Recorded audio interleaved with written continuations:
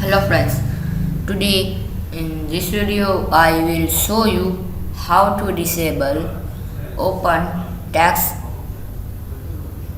tag tags in Firefox.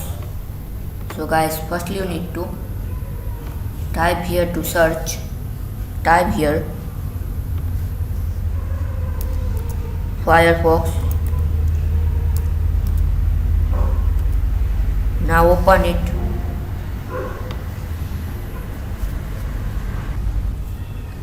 Now you need to click on these three lines.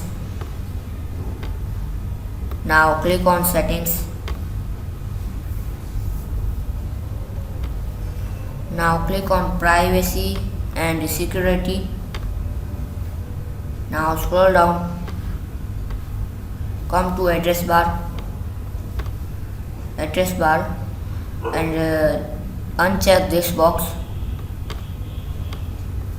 So guys, this easy and simple method.